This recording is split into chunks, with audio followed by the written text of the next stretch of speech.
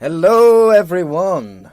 How are you doing? How are you? Welcome to the 14th episode. No, 15th episode, sorry. Let's just call it the latest episode of FNI WrapChat with myself, Paul Butler-Lennox, and Mr. Webster. Yes. So we've got Eilish Kent on with us today. She is a producer. She's worked as a commissioning editor in RTE. She's been a script editor. So very much someone who's been on the receiving end of your abuse for the last 10 or 15 years. Eilish has worked and developed a lot of really successful shows, one of which being kind of the notable examples would be kind of the Hardy books, and so kind of that new wave of kind of Irish comedy, and was very heavily involved in StoryLand and at the inception of StoryLand from kind of like 2009.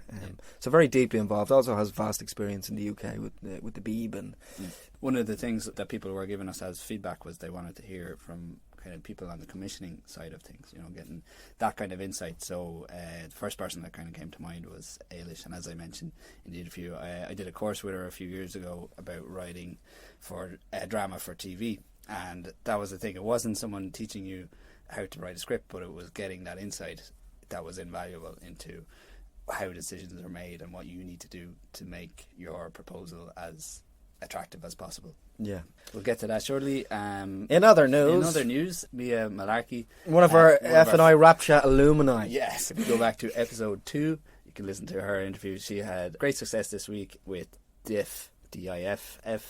The A to the D to the I to the double F. She won 2 awards. She won the Rising Star Award, and her film, produced by Alice McDowell, Mother and Baby, won Best Short Film. So congrats. And if you haven't listened to her episode, it's a really good one. So you can go back to episode 2. Lots of rowing and meditation and mindfulness. So it's a good one, I think, for everyone to check in on.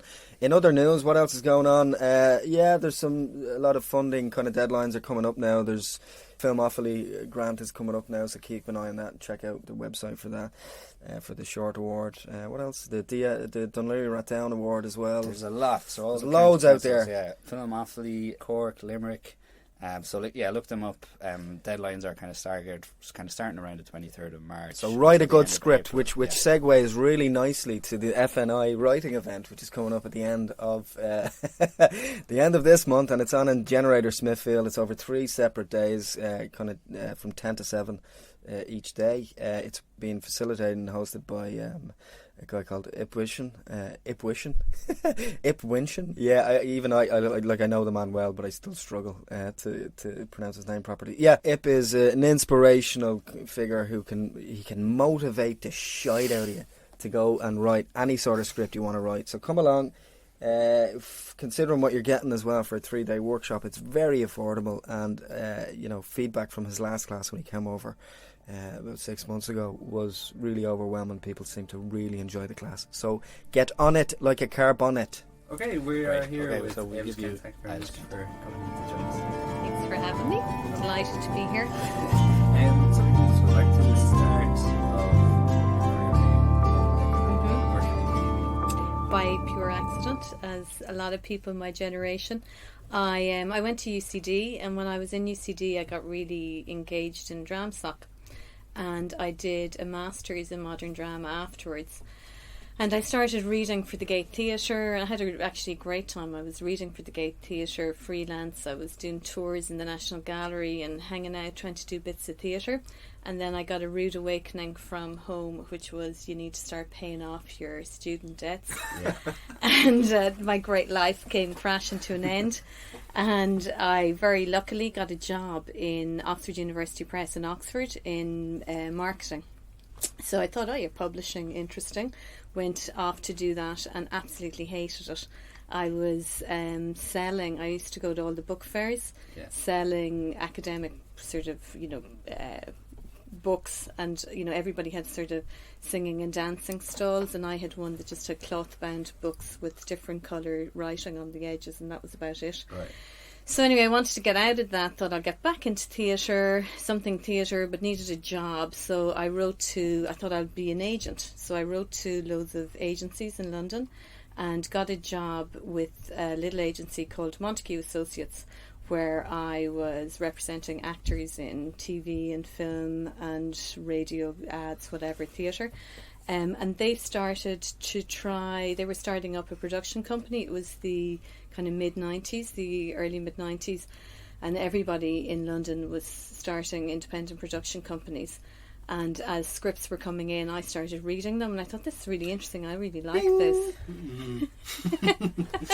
Yeah, the big bell told her the penny dropped. Well, not really, because I didn't really know what that was either. Right.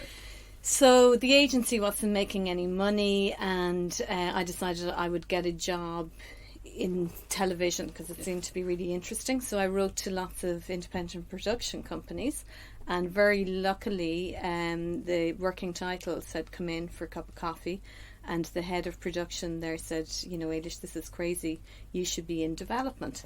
And I said, well, what's that? Because I had never heard of it, and I knew absolutely nobody in the business, nobody in theatre either. I didn't know anybody in anywhere. And they sort of foisted me on their development department, and I started reading. And that's really what I did. I read for, I ended up in Ken Loach's reader for a couple of years. And actually I went in for my interview and was being interviewed by one of the assistants in the office. And Ken walked into the room we were in looking for a file or something, and they told me afterwards he just wanted to get a go and see who is this guy? Yeah. And they gave me a test piece to read, which would be kind of common. So the piece that they gave me was a script he was actually writing with Paul Laverty, and I didn't know, and it was kind of half. It was just kind of like 180 pages that had no ending. Right. So that was my introduction. So what I was doing was temping in offices by day, and script reading at night, and doing just coverage. Okay. I got to read for the film board. I got to read for the script factory. So I was reading for a lot of people. Yeah. And then I decided I couldn't keep going, doing all this sort of temping and this sort of reading at night. Mm-hmm. I needed to get a job, and I knew a guy from home. I'm from Sligo. And I knew a guy from home, Declan Eames, who was producing Fair City. So I wrote to him and said, Declan, this is what I'm doing. There must be something for me. Like, come on, give me a job. And I didn't really hear from him when I was going home for Easter. So I decided to come to Dublin. And I said, I'm going to be here, on Friday and coming in kind of thing. So I obviously scared him, and he gave me a gig on Fair City. Yeah. And my job was to create the Writer's Bible. And I think I had 4 weeks or 6 weeks to do it. And that was the summer of 95. And so the show had been up for, I don't know, probably about 10 years. I think it started in the 80s, did it? 89, I think. 89. Yeah, so anyway, my job was I sat at a desk in a really overheated office. It was a really hot summer. And I had a little television and VHS player, one of those all-in-one combi things, on one side of the desk. And on the other side, I had a really big, huge desktop computer. And so I had to watch an episode and then create, the information into a spreadsheet so that it was in some way searchable. Yeah. Because up to that point, what had happened was they had a lot of the same people working on it for a long time, but as new people came in, they'd get letters from audience saying, Bella's birthday is not the 19th of June. Bella would not wear a grey shirt. He doesn't like Well, grey. he doesn't drink Carlsberg, or he had an allergic reaction to X, whatever. Okay. So they needed that consistency. So I did the Writer's Bible, and then I think they had plans at that stage to go twice a week. Mm-hmm. So it was just once a week. So they were kind of trying to build up their staff, and they were trying to hold on to me. So I had for about 3 months, I'd say, every Friday I would think, I'm getting a plane back to London, because I was London based still, in the morning, and I'd bump into this fabulous person who's dead now, Mike Kelly in RTE, and he'd say, Eilish, I've sorted you out another week or two, and I'd go, great. So I was having a great time. It was a great summer. And then I went back to London, and a while later, and back to my reading and stuff, RTE asked me to come back over and do get through kind of their slush stuff that was in the independent productions. Well, it actually wasn't. It was I've forgotten his name. Anyway, it was a head of programs office, And while I was doing that, a job was advertised in BBC Northern Ireland for a script ed. And so I applied for that and I got it, and I moved to Belfast and worked in BBC for a few years. And what I was doing up there was picking up Irish content for the network. Okay. So it was kind of the glory days of BBC Northern Ireland. Okay. And we had with us like Ballykissangel, Falling for a Dancer, Amongst Women, all that kind of stuff. Yeah. And really, Irish content was very hot. Conor McPherson was huge in London. Right. There was a lot of stuff going on, so it was easy to sell Irish content. Right. And were you looking for talent at that time? Yeah, I would be approaching sort of writers and up and coming writers and developing projects with them. Okay. And it was interesting because at the time most Irish writers poo-pooed TV. They were interested a little bit in film. Film was kind of just beginning, like Paddy Brantnock was kind of doing stuff and things like that. But mainly it was theatre. They all were interested in being in the theatre. Okay. And television was very second rate. So it wasn't the golden age back then? No, certainly wasn't. But it was an really interesting time to be in BBC Northern Ireland because it was hugely successful with a tiny little team. Was Robert Cooper, and I suppose that's where I learnt really how to develop and how to sort of find talent. Yeah, and say all through that period, like, could you explain kind of the process of writing reports and coverage? What you do in coverage. I suppose what you're doing in coverage is you're looking. It's everybody wants the next hot thing and the next new person. So you're never going to get a project that's coming in well formed, really. Yeah. And realistically, the hit rate in a slush pile is about 1 in 100, if even. Yeah. And that's probably not that you're necessarily picking up a project, but you're picking up a talent, a writer. So you're looking for voices. You're looking for people with authentic and original voices, and that never changes. That's 20 years I've been doing it, the same thing. But so something lively on the page, a kind of a unique perspective on the world, and who has facility with storytelling or with characterization or with dialogue. Tone maybe.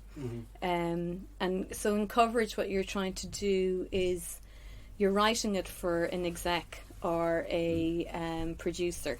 So I mean, when I got to BBC, I would have had readers. But what you're looking for in a script, in the reports, is that somebody is presenting it as it is, not as they see it potentially, but giving you insight on what is good and bad. So you have to be optimistic. If you can't see potential, you can't really work in development.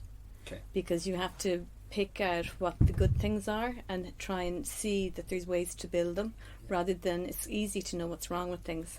You got to have faith kind of in there's something in this. Would you be looking more for someone who can problem solve, or more from like a grassroots kind of raw talent? No, you're looking for raw talent. You want to get the talent, and you actually want it. You want it. You want raw. You want it now. You do. But you want talent. I mean, obviously, you don't want it too raw, because there's a certain amount of work that a writer needs to do themselves before you come on board. But you're not looking for the project alone, because it's a long-term thing. So you might want a project, but you're hoping they're going to build to do more projects and bigger ones as they go. Maybe bring us up then to RTE. Yeah, so when I in BBC, I actually brought Pierce Elliott. I did his first piece on TV for BBC Two, and I was working on other projects. And then I left BBC, and I was going to produce a feature with Pierce, and we couldn't get it off the ground. It was a drama that was really tough. And at the same time, Claire Dignan in the IPU and RTE asked me to come in and look after their drama. They didn't have anybody doing drama, and they were going to appoint a commissioning editor. So I went in a kind of freelance capacity and found myself there 13 years later. So never planning to be there. But it was quite interesting, because in the first few years I did things like No Tears and Paths to Freedom and Love's a Drug and Anytime Now and Foreign Exchange. So I did quite a lot of a range of projects in different genre and different for different audiences. Yeah. And and the fun ones were the ones that you picked up kind of under the radar, like the Path to Freedom and that kind of one. And then it stopped being fun when the money really disappeared, and it was very hard to, we're saying no to projects not because they didn't have potential or you didn't like them, but because you had no budget. Right. I guess the answer to that was the StoryLand initiative. Yeah, really.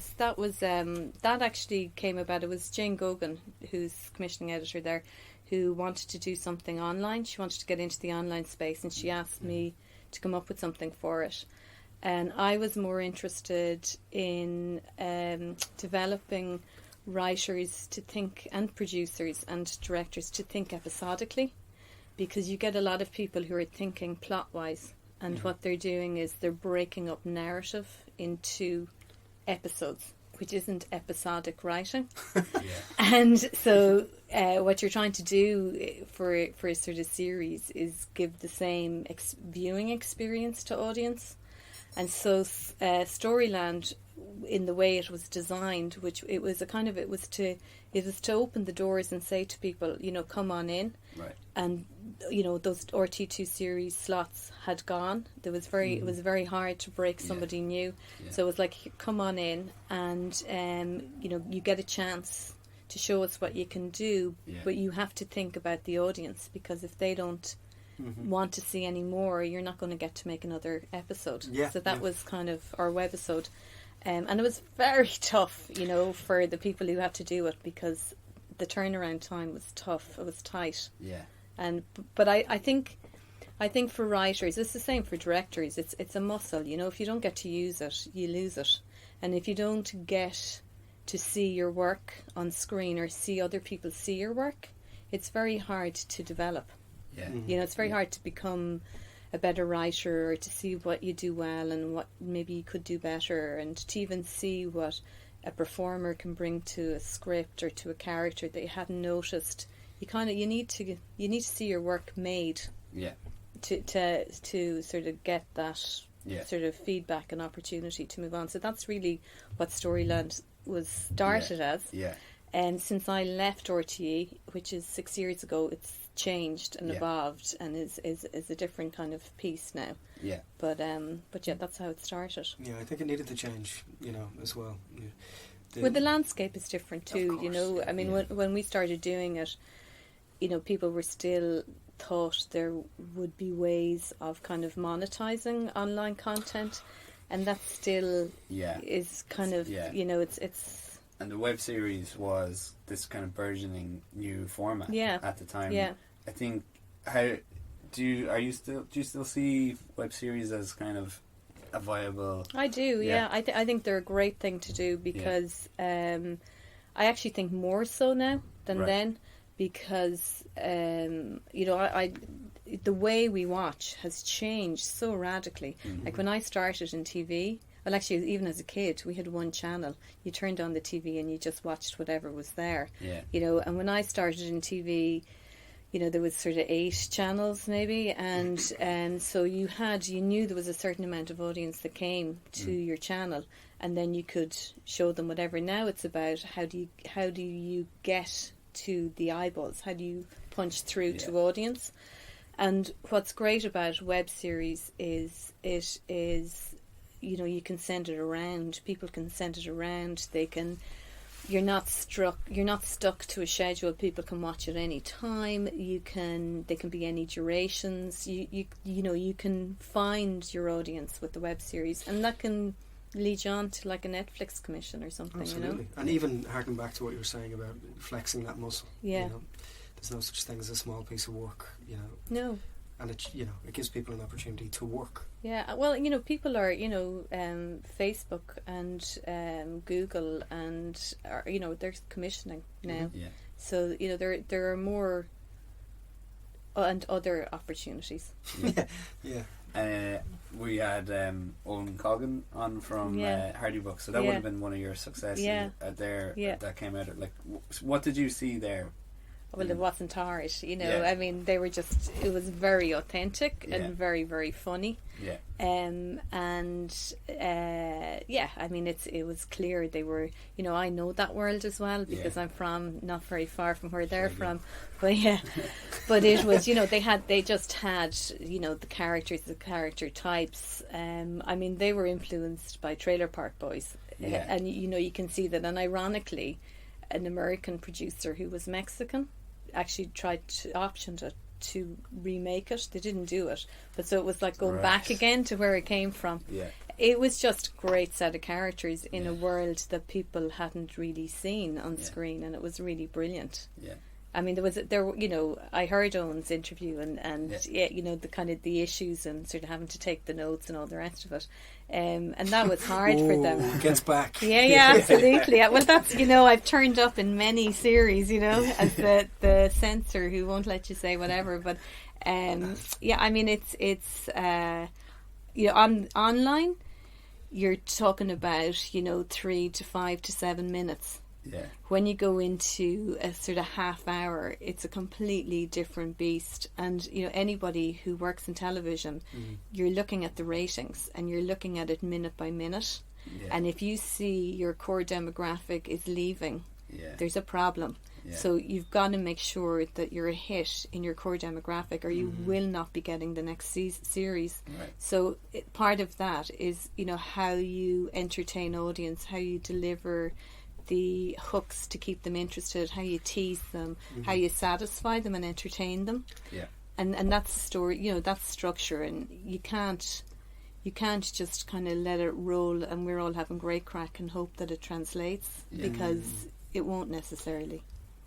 You know, so I mean, with the guys, they, you know, they were made to go to script. Right. But then they wouldn't really learn them anyway, so they would end up improvising, and Yeah. they got better at it. And they you know, they were very clear about who they were and what they were doing, and they retained that. Yeah. And you know, that they had all of that developed before I ever met them. Yeah. Do you know what I mean? They were Yeah. already doing it, Yeah. so really it was just about the duration, the shape, and whatever. Yeah. And I worked on their feature as well. Okay. And I had finished RT at that stage, Okay. so Yeah. so you know, we did get on. Yeah. Yeah. And you have to get on, you know, and Yeah, you have yeah, to yeah. you have to like what people are doing. If Yeah. you don't, you're going to kill it, Yeah. you know. And especially, you know, I'm older than they are, and I'm female, and I'm not really their key audience. Yeah. So you know, you have to be careful that you're not, you know, it's your taste. Yeah. Do you know what I mean? Is the problem, Yeah. rather than what somebody is doing. Yeah. And Yeah, but Yeah. 9 out of 10 times, everything benefits from some discipline, and you know. yeah, I mean, and it's also, you're being challenged, you know, Yeah. and you know, so you know, they were being challenged to kind of think harder and try again and do it again. You know, and sometimes it worked and sometimes it didn't, and you know, Yeah. Yeah. they were, you know, they did it on a shoestring as well. I Yeah. mean, they, Yeah. you know, the sort of the resources they had were, you know, small. Yeah. I was a huge fan of Past the Freedom. Yeah, as well. so was I. Yeah. I love it. Were there any other highlights for you? No, I think Past Freedom was really unique because it Michael McElhatton and Ian Fitzgibbon, who co-wrote it, they used to come in and they would perform it all. So like our script meetings was them, because Ian's an actor as well. Right. So it was them acting everything out, and it was just, you know, you knew if you were falling around, Yeah. it was, you know, really, really funny, and Yeah. they were, and they did something that, you know, I mean, it still stands up. I suppose that's what's great about it. Yeah. I worked on their feature as well, the Spin the Bottle Spin the one. Bottle, Yeah. Yeah. So they were just, they were probably, I think that was probably the most fun. Yeah. Yeah, Yeah. I had, yeah. Cool. That's really good. And what are you working on at the moment? Well, I'm now producing stuff, Yeah. actually. So I'm producing a feature doc with Snackbox, and I'm producing a Frameworks animated short. Cool. And I have a few sitcoms and a fact end series in development. So I'm looking for TV drama ideas. Great. And so if there's any writers out there who have some ideas, you can get me on eilishkent@gmail.com. Brilliant. So so that's it. Yeah. And But I'm teaching as well. I teach too, in and I do. I'm teaching in the National Film School. amazing. Cool. On the MA course, I've devised a module which is TV writing. Yeah, That's great. because that's how we know I did a course. Yeah, with you. yeah. So yeah, Obviously, it was all right because I'm here. No, yeah, it was brilliant. No, it was great because you were able to bring. You weren't teaching writing. It wasn't about it wasn't from a writer's point of view. It was from a commissioner's point of view, which was invaluable, really. So yeah, how do you see the state of TV? Really exciting. Yeah. So it's really exciting, but it is really exciting, and I mean, I think TV is changing radically. It's changed in the time I've worked in TV a lot, but it's at the moment it's in a huge change. And I would say, in another year or two, I don't think anybody will be watching terrestrial television, really. Yeah. Which is terrible and great. Right. And it'll just have to adapt. I do think there's a bit of a turf warfare over in the big sort of people, and that's leading to a huge amount of commissioning at the moment. I mean, the stuff is so great; it's very hard to keep up with it. Yeah. The problem now isn't there's nothing on; there's so much there. What to watch? Yeah, but it's not on the terrestrials, and it's on all the streamers, and there's so much to watch. How do you keep up with it? And the form is changing so rapidly. Yeah, and most people I know, they don't have boxes anymore. It's all done through kind of Netflix, and then if there's something they want to watch, a lot of people I know, because they can access the player through their televisions and stuff, and they'll just watch something that way. Yeah, I know, and it's all about content. Yeah. I mean, people are spending and investing money in platforms, and it's not about the delivery; it's about having the content. You'll find a delivery mechanism. Yeah. It's really about. I mean, I think it's interesting. I always ask classes, why, what would attract them to watching something, and it being Irish content was always up in kind of number 2 or 3, and now it's down at 5 or 6. Really. I think because we're so used to, seeing things years ago like Bachelor's Walk and stuff like that on screen, it was really exciting. They were they kind of were definers for generations who kind of would have been teens or early 20s at the time because it was themselves on screen. Yeah. We're kind of used to seeing ourselves. We're used to seeing people like Cillian Murphy and Peaky Blinders or. I just think we've become maybe a little bit more international in our focus. Yeah, maybe that social media has a part to play there as well, in that we're seeing, there's all different types of ways of putting yourself out there. Yeah. Not just your people are seeing themselves reflected back through Instagram, and so maybe that thing that you're talking about that I remember from watching Irish stuff, that kind of special feeling of, oh yeah, that's me. Yeah.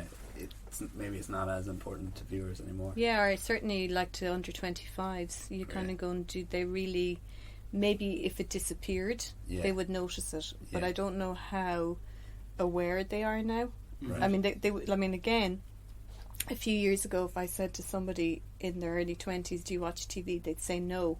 And then they'd start listing all sorts of things that were TV that they did watch. They just didn't watch it on TV. Yeah. Now they will say yes, they do watch TV because their understanding of it is different. Okay. So I don't know, but it's I think that it's a very exciting time to be in TV drama. I do think that the bubble will possibly burst in maybe 3 years or so. Okay. I think there's an appetite for comedy, right, and comedy drama as well. Yeah. So, and the kind of like in drama now on TV, the kind of formulaic story of the week kind of pieces are completely gone. The kind of anything that is safe is gone. So your central character, even the renewable ones, they have to be completely on the edge. Right. You're looking for characters who could, really do something very extreme. Okay. Yeah. So Walter White. Yeah. So I think the kind of, the stuff that we kind of see on RTE and stuff just doesn't hack it. Right. Yeah, I think the appetite has changed because people, we see everything because everything is so immediate now through social media. That people want to see content that in some way matches their expectations of what they experience, as opposed to the way it used to be, where everything was covered up to a degree. So I think that it's more explosive. They're looking for more explosive content. Yeah. So we have writers out there who are thinking, okay, I have an idea for TV. It's the tips portion of the podcast. Yeah. So what advice would you give them? What should they be doing? If they have an idea and they aren't produced as a writer, they're going to have to write a spec script. Okay. And then they need to network. Yeah. And get to know the producers or the development execs or the people who answer the phone in the independent production companies. They also should. One of the things they should do very early on is identify who their audience is, who their target demographic is, where the series is going to play. Is it E4? Is it BBC Two? Is it RTE? Is it Netflix? Who's it for? Yeah. Mm-hmm. Because that defines what your series is or what your idea is, how you write it, and even things like durations. Right. And budget levels, even though that's not a consideration for a writer. Yeah. They just need to get their idea and they need an original voice and something to say. Yeah. And they need to be interesting. It needs to be interesting. Okay. And is there anything, say, on this side of the Atlantic that you've been particularly impressed by in the last few years? I just love Peaky Blinders. Right. I have to say, I just love it. Yeah. And the more I look at it, the more I'm the kind of the writing craft of Stephen Knight is just phenomenal. Right. It really is. There's hardly a line you could take out of those scripts. Yeah. It's just, and he just, Tom Shelby is an amazing character brought to life by Cillian Murphy, and it's brilliance. Yeah. But also the other supporting characters are really, really good as well, and a lot of them couldn't even step into a kind of central character role. Yeah. So it's got great complexity to it, and it's a rocking, entertaining show, and I love it. Yeah. And anything, say, from Irish drama or anything? No, there hasn't been a whole lot. There hasn't been. The other thing I absolutely love is End of the Effing World. That new show, on Netflix. Amazing. That? Oh, highly recommended. It's really brilliant. A little bit twee at the end of the first series, but it is brilliant. Okay. Yeah, and really stylish. Yeah. Very authentic, sort of interesting new voice. It's great.